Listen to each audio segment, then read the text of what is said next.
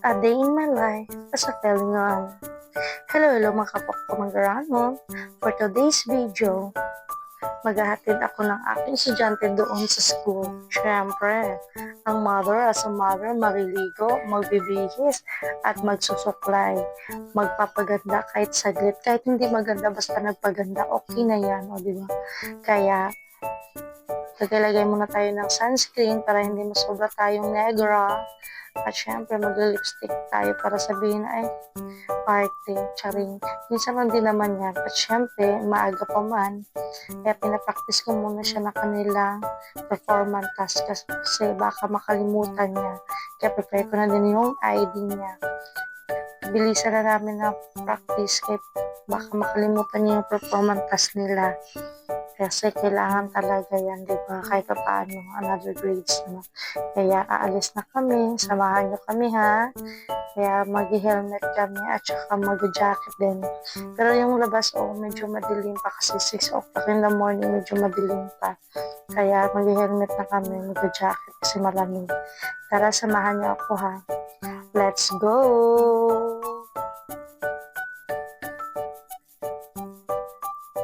Prepare na ako ng aming broom, o di ba may solar lights yun sa party area namin. Siyempre, dumating na tayo, lumiwanag na, umaga-umaga na, nag-transform na ang ina. O, di ba? Kasi may nag-aantay doon sa labas. Nag-aantay na labandera na naman tayo, di ba? Tapos hatid, labandera na naman. 2:30 a.m. in the morning ako nagising. Nag-prepare ng baon ng aking trabante kasi 4:30 alis ng trabante. Kaya ako, nag-prepare na din ng estudyante ko. At saka syempre, pagtapos hatid ng estudyante, laba din pagdating. Yan, schedule lang din po ang tubig namin, kaya bisbilisan ko ng pag-alaba. Tapos, ang ganda pa ng panahon, mainit, kaso mahangin lang. Siyempre, nagutom din ang nanay na mataba, kaya best in kain tayo. Bilis ang kain lang ito, di ba? Kaya lalo tayong tumataba kasi bilis ang kain. Ang sarap ng ulam ko. Pakbit ko yan, wala po yung halong-halo. At saka pritong isda yung ulam. Kaya mabilis na ang pagsubo kasi may nag-aantay pa na labandera tayo eh. Kaya, being a mother is so hirap talaga. Wala kang freedom, charing. Joke na yan. Kaya tapos na akong kumain, di ba? Mabilis ang kain, tapos na inom tubig. O, balik naman tayo sa nag-aantay sa atin dun sa labas. O, di ba? Konti na lang na, inulak lang po yung mga kumot. Kasi natapos na ako dun sa aking labahin ng mga damit. Kaya tigsampay na tayo. O, pero may ginapan pa ako yan. May ginapaikot pa. Kaya, paano tayo papayat nito? Kahit anong pagod natin dito sa bahay, hindi pa rin tayo papayat. O, di ba? Kaya,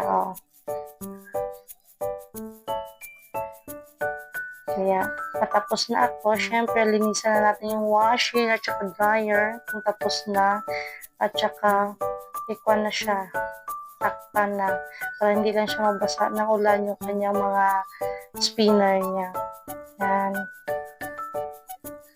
Linisan natin yung washing natin kahit pa paano, di ba? May tubig pa man, kaya nag-imbak-imbak din ako tubig saglit habang nagasampay ako ng aking mga kumot.